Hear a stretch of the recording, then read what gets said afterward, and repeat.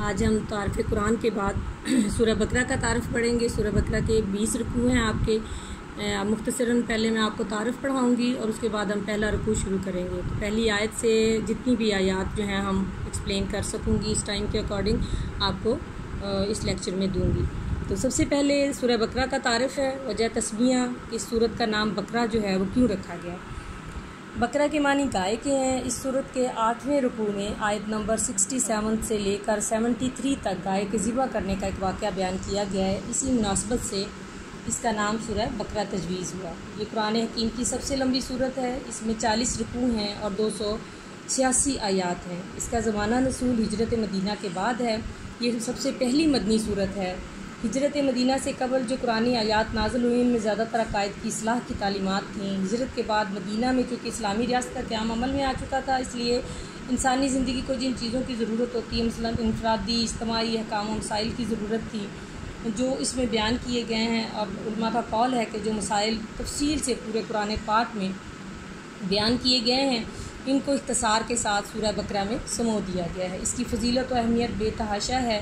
ہم چند احادیث سے میں آپ کو یہاں بتاتی ہوں کہ حضرت ابو سعید خدری رضی اللہ تعالیٰ عنہ سے روایت ہے کہ آپ صلی اللہ علیہ وسلم نے فرمایا، سورہ بقرہ قرآن کی میزان ہے، اسے سیکھا کرو، اس کا سیکھنا خیر و برکت کا باعث ہے، جادوگر اس کا مقابلہ نہیں کر سکتا۔ حضرت ابو ہریرہ سے روایت ہے، جس گھر میں سورہ بقرہ پڑھی جاتی ہے شیطان اس سے بھاگ جاتا ہے۔ حضرت خالد رضی اللہ تعالیٰ عنہ سے روایت ہے، سورہ بقرہ پڑھا کرو، اس کا پڑھنا موجب برکت اور نہ پڑھنا موجب حسرت ہے۔ امام بہقی نے ایک حدیث نقل کی ہے، آپ صلی اللہ علیہ وسلم نے فرمایا، جو شخص سورہ بقرہ پڑھے گا اسے جنت میں تاج پہنایا جائے گا۔ حضرت سہیل بن سعد رضی اللہ تعالیٰ عنہ سے روایت ہے کہ آپ صلی اللہ علیہ وسلم نے فرمایا کہ جو ہر چیز کی ایک کوہان بلند چوٹی ہوتی ہے، قرآن پاک کی کوہان سورہ بقرہ ہے۔ جو شخص دن کے وقت اپنے گھر میں اس کی تلاوت کرتا ہے اس میں 3 دن تک شیطان داخل نہیں ہو سکتا، اور جو رات کو اپنے گھر میں اسے پڑھے گا تو 3 راتوں تک شیطان اس کے گھر میں داخل نہیں ہوگا۔ ایک اور صحیح مسلم کی روایت ہے کہ آپ صلی اللہ علیہ وسلم نے فرمایا، 2 تر و تازہ صورتوں کی تلاوت کیا کرو، یہ دونوں قیامت کے دن اپنے پڑھنے والوں کو جھگڑ کر بخشوائیں گی۔ آیت الکرسی کی فضیلت یہاں بیان کی گئی کہ آیت الکرسی جو ہے وہ بھی سورہ بقرہ کی ایک آیت ہے۔ حضرت ابی بن کعب رضی اللہ تعالیٰ عنہ سے روایت ہے کہ آپ صلی اللہ علیہ وسلم نے مجھ سے پوچھا کہ قرآن کریم کی عظیم ترین آیت کون سی ہے؟ انہوں نے کہا کہ اللہ اور اس کا رسول بہتر جانتے ہیں۔ وہ کہتے ہیں کہ جب کئی مرتبہ آپ صلی اللہ علیہ وسلم نے مجھ سے یہی سوال دہرایا تو انہوں نے عرض کیا کہ آیت الکرسی، تو آپ صلی اللہ علیہ وسلم نے فرمایا تمہیں علم مبارک ہو۔ حضرت ابو ہریرہ سے روایت ہے اسی طرح سے کہ آپ صلی اللہ علیہ وسلم نے فرمایا، جو شخص سوتے وقت آیت الکرسی تلاوت کرے گا اس پر اللہ تعالیٰ کی طرف سے ایک نگہبان مقرر کر دیا جائے گا، یعنی اللہ تعالیٰ کی طرف سے ایک محافظ مقرر کر دیا جائے گا۔ حضرت ابو امامہ سے روایت ہے کہ آپ صلی اللہ علیہ وسلم نے فرمایا، جو شخص فرض نماز کے بعد آیت الکرسی پڑھتا ہے اس کے جنت میں داخل ہونے سے موت کے سوا کوئی دوسری چیز مانے نہیں ہے۔ حضرت ابو ذر رضی اللہ تعالیٰ عنہ سے بھی روایت ہے کہ آپ صلی اللہ علیہ وسلم نے فرمایا سورہ بقرہ کی آخری 2 آیات کی فضیلت کے بارے میں کہ عرش کے نیچے ایک خزانہ ہے جو سورہ بقرہ کی آخری 2 آیات مجھے وہاں سے دی گئی ہیں، یہ دوسرے کسی اور نبی کے حصے میں نہیں آئی ہیں۔ حضرت عبداللہ بن مسعود روایت کرتے ہیں کہ آپ صلی اللہ علیہ وسلم نے فرمایا، جو شخص رات کو سورہ بقرہ کی آخری 2 آیات تلاوت کرے تو اس کے لیے کافی ہو جائیں گی۔ اسی طرح سے حضرت عبداللہ سے روایت ہے کہ آپ صلی اللہ علیہ وسلم جب معراج پر تشریف لے گئے اور جب سدرۃ المنتہا کے قریب پہنچے، یہ 7ویں آسمان پر ہے، زمین سے جو چیز اوپر جاتی ہے وہاں جا کر رک جاتی ہے، ٹھہر جاتی ہے، اور جو چیز اوپر سے نیچے آتی ہے وہ بھی وہاں آ کر ٹھہر جاتی ہے اور وہاں سے لے لی جاتی ہے۔ آپ صلی اللہ علیہ وسلم کو بھی اللہ تعالیٰ نے وہاں 3 چیزیں عطا کی، نمبر 1 5 نمازیں، نمبر 2 سورہ بقرہ کی آخری 2 آیات، اور تیسری امت محمدیہ میں جو شخص مشرک نہ ہوگا وہ بخش دیا جائے گا۔ اب ہم سورہ بقرہ کا پہلا رکوع شروع کرتے ہیں۔ یہ تھا مختصر سا تعارف سورہ بقرہ کا۔ اب ہم پہلے رکوع کی تلاوت شروع کرتے ہیں اور اس کے ساتھ اس کو میں ایکسپلین کرتی جاؤں گی آپ کو کہ ان آیات میں اللہ تعالیٰ نے کن لوگوں کے بارے میں کیا فرمایا ہے۔ سب سے پہلے الف لام میم، یہ 3 حروف اکٹھے لکھے جاتے ہیں لیکن پڑھے الگ الگ جاتے ہیں، الف لام میم۔ یہ قرآن مجید کی 29 صورتوں میں اس قسم کے حروف کا آغاز ہوتا ہے۔ ان حروف کو ہم حروف مقطعات کہتے ہیں، اور اس کے علاوہ ان کے میننگ چونکہ اللہ تعالیٰ نے اخذ نہیں کیے، نہیں بتایا، ان حروف کے معنی اللہ کے سوا کسی کو معلوم نہیں ہے۔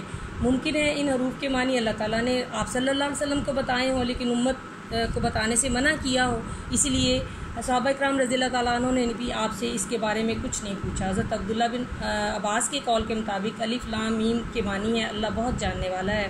اسی طرح بہت سارے لوگوں نے ایک قول کے مطابق الف سے اللہ، لام سے حضرت جبرائیل علیہ السلام اور میم سے حضرت محمد صلی اللہ علیہ وآلہ وسلم مراد ہیں۔ اور بعض مفسرین کا خیال یہ ہے کہ آپ صلی اللہ علیہ وسلم کے خطابات جیسے کہ قرآن مجید میں آپ کو یاسین طٰہٰ کہہ کر پکارا گیا ہے۔ بعض کی رائے یہ ہے کہ یہ صورتوں کے نام ہیں، بعض کا خیال ہے کہ یہ حروف جو ہیں وہ خاص معنی رکھتے ہیں، اس کے معنی سمجھنے کی کوشش نہیں کرنی چاہیے۔ بہرحال حتمی رائے یہ ہے کہ ان حروف کے معنی سمجھنے کے لیے زیادہ کوشش نہ کی جائے، کیونکہ صحابہ کرام نے آپ صلی اللہ علیہ وسلم سے نہیں پوچھے، نہ ہی آپ صلی اللہ علیہ وسلم نے خود بتائے۔ تو قرآن حکیم کا بھی یہی ہے کہ آیات متشابہات کے معنی متعین نہیں کرنے چاہیے۔ اب آیات متشابہات کیا ہیں؟ قرآن پاک کی کچھ ایسی آیات ہیں جن کے معنی نہیں متعین کیے گئے اور قیاس آرائی کرنے سے اور ان کے معنی خود سے متعین کرنے سے روکا گیا ہے۔ ان کا مقصد واضح نہیں ہے، اس قسم کی آیات کو متشابہات کہا جاتا ہے۔ یہ حروف مقطعات بھی آیات متشابہات میں شمار ہوتے ہیں۔ ذالک الکتاب لا ریب فیہ ھدی للمتقین، یہ ایک ایسی کتاب ہے جس میں کوئی شک و شبہ نہیں ہے، یہ متقین کے لیے ہدایت ہے، جس میں کوئی شک و شبہ نہیں ہے، یہ متقین کے لیے ہدایت ہے۔ تو قرآن پاک کا یہ دعویٰ کہ یہ کتاب کامل ہے، باقی تمام کتابیں جو ہیں وہ ناقص اور نامکمل ہیں۔ قرآن پاک محض زبانی یادداشتوں یا چند اصول و ضوابط کا مجموعہ نہیں ہے، بلکہ ایک مستند لکھی ہوئی کتاب ہے۔ یہ ایک مکمل ضابطہ حیات ہے، یہ ہر دور میں قابل عمل ہے، انسانی زندگی کے ہر پہلو ہر شعبہ میں مکمل رہنمائی مہیا کرتی ہے۔ یہ اللہ تعالیٰ کا کلام ہے، کوئی دوسری کتاب اس کا مقابلہ نہیں کر سکتی۔ یہ شک و شبہ سے بالاتر ہے، لا ریب فیہ، اس میں کوئی شک و شبہ کی گنجائش نہیں ہے۔ اس کا ہر دعویٰ، ہر حکم، ہر بات سچی ہے، تمام مضامین میں شک و شبہ سے بالاتر ہیں۔ یہ دلیل ہم اس صورت میں اس طرح سے بیان کی گئی ہے کہ اگر تمہیں اس بارے میں شک ہو جو ہم نے اپنے بندے پر اتارا ہے تو اس کی مانند ایک صورت بنا لاؤ۔ اسی طرح ھدی للمتقین، یہ ہدایت ہے انسان کے لیے، متقین کے لیے ہدایت کا باعث ہے۔ اور ماہرین معاشیت جیسے روٹی، کپڑا، مکان بنیادی ضروریات قرار دیتے ہیں، حالانکہ ہدایت کے ذریعے یہ پتہ چلتا ہے کہ روٹی کیسے کمائی جائے، کھائی کیسے جائے، کپڑے کیسے حاصل کیے جائیں، کیسے سیے جائیں، مکان کیسے بنائے جائیں، اس میں رہائش جو ہے وہ کس طرح سے اختیار کی جائے۔ تو قرآن پاک پوری انسانیت کے لیے ہدایت ہے، لیکن اصل اور مکمل استفادہ ان سے وہی لوگ حاصل کرتے ہیں جو متقی ہوتے ہیں۔ جیسے قرآن مجید میں ارشاد ہوا ہے کہ انسانوں کے لیے ھدی للناس، انسانوں کے لیے یہ ہدایت ہے۔ تو یہ کتاب تمام سارے عالم اسلام سے خطاب کرتی ہے، لیکن عملاً اس سے صرف وہی لوگ نفع حاصل کرتے ہیں جن کے اندر حق کی طلب اور تلاش ہوتی ہے، جن کا ضمیر زندہ ہوتا ہے۔ یعنی سورج اپنی جگہ پہ قائم و دائم ہے، لیکن جن کی بصارت ضائع ہو چکی ہے اس کے لیے سورج کی ہر شعاع جو ہے وہ بیکار ہے۔ زمین اگر مردہ ہے تو اس کے حق میں بڑی سے بڑی سی بارش بھی بے اثر ہے، غذا بہتر سے بہتر بھی معدے کے مریض کے لیے بے فائدہ اور بے مضر ہے۔ اس سے ہم یہ اندازہ لگا سکتے ہیں کہ یہ کتاب ہدایت کا مرقع ہے، متقیوں کو نہ صرف صحیح راستہ دکھاتی ہے بلکہ منزل مقصود تک بھی پہنچاتی ہے۔ قرآن کے سوا آج دنیا میں کوئی ایسی کتاب نہیں ہے جو انسانوں کو راہ ثواب پر چلا کر اللہ کا مقرب بنا دے۔ الذین یؤمنون بالغیب ویقیمون الصلاۃ ومما رزقناہم ینفقون، وہ لوگ جو ایمان لاتے ہیں غیب پر اور وہ نماز قائم کرتے ہیں اور جو رزق ہم نے ان کو دیا ہے اس میں سے خرچ کرتے ہیں۔ اب متقین کی صفات بیان کی جا رہی ہیں کہ متقی وہ شخص ہے جس کے دل میں خدا کی عظمت ہے، اللہ تعالیٰ کا خوف سمایا ہوا ہے، جس کو گناہ کے نتائج کا پورا احساس ہے، وہ بندگی کے تقاضوں سے واقف ہے، اپنی تخلیق کا مقصد سے آگاہ ہے کہ اسے کس لیے پیدا کیا گیا ہے، اچھائی اور برائی میں تمیز رکھتا ہے۔ یہی وجہ ہے کہ تقوی اسلام کی بنیاد قرار دیا گیا ہے۔ تمام عبادات کا مقصد اسی صفت کو پیدا کرنا ہے۔ ایمان، اسلامی اصطلاح میں ایمان سے مراد یہ ہے کہ بندہ اللہ کا خالق ہے، مالک ہے، سمجھتا ہے کہ اللہ اس کا خالق ہے، مالک ہے، رب ہے، اور نبی کریم صلی اللہ علیہ وسلم اس کے رسول ہیں۔ اس کی تصدیق وہ دل سے کرتا ہے، زبان سے اس کا اقرار کرتا ہے اور عمل سے اظہار کرتا ہے۔ اب کن چیزوں پر ہمارا ایمان لانا ضروری ہے؟ سب سے پہلے اللہ تعالیٰ پر ایمان، فرشتوں پر ایمان، ان انبیاء پر ایمان، آسمانی کتب پر ایمان اور آخرت پر ایمان۔ تو متقین جو ہیں وہ ان تمام صفات سے متصف ہوتے ہیں۔ یہ اعلیٰ صفات ہے جن کے بغیر قرآن حکیم کی مطالب اور مقاصد کو سمجھا نہیں جا سکتا، استفادہ نہیں کیا جا سکتا جب تک وہ اس سے آگاہی نہ حاصل کر لیں۔ سب سے پہلے غیب پر ایمان آتا ہے، بالغیب ایمان بالغیب آ جاتا ہے کہ اللہ تعالیٰ نے ایسی چیزوں کے لیے بولا ہے جو نہ یقینی طور پر انسان کو معلوم ہو اور نہ انسانوں کے حواس خمسہ اس کا پتہ لگا سکے۔ قرآن مجید میں لفظ غیب سے وہ تمام چیزیں مراد ہیں جن کی خبر صرف نبی کریم صلی اللہ علیہ وسلم کو دی گئی ہے۔ ان کا علم عقل اور حواس خمسہ سے نہیں ہو سکتا۔ ان میں درج ذیل جو ہیں اجزائی ایمان شامل کیے گئے ہیں، اللہ تعالیٰ کی ذات و صفات، تقدیری امور، جنت و دوزخ کے حالات، قیامت اور اس میں پیش آنے والے حالات، فرشتے، سابقہ تمام آسمانی کتب اور سابقہ انبیاء، وہی یہ وہ حقیقتیں ہیں جو کبھی بھی انسان کو براہ راست تجربے اور مشاہدے سے حاصل نہیں ہوتی۔ ان کو غیر محسوس حقیقتوں کو بغیر دیکھے ماننا اور اس اعتماد پر ماننا کہ نبی کریم صلی اللہ علیہ وسلم نے ان کی خبر دے رہے ہیں۔ لہٰذا ایمان بالغیب کے معنی یہ ہوئے کہ آپ صلی اللہ علیہ وسلم جو تعلیمات لے کر آئے ہیں ان سب کو یقینی طور پر دل سے ہم مانیں، بشرطے کہ اس تعلیم کا رسول اللہ صلی اللہ علیہ وسلم سے منقول ہونا قطعی طور پر ثابت ہو۔ ہمارے جمہور اہل اسلام کے نزدیک ایمان کی یہی تعریف ہے۔ اب یقین الصلاۃ، یہ پہلے یہ کہ ایمان متقین جو ہے وہ غیب پر ایمان رکھتے ہیں، اس کے بعد وہ نماز قائم کرتے ہیں۔ نماز ایک قدیم عبادت ہے، اس کی تاریخ بہت پرانی ہے، تمام اعمال میں بہترین اللہ تعالیٰ نے عمل قرار دیا ہے۔ اس کے بے شمار روحانی اور جسمانی فوائد ہیں۔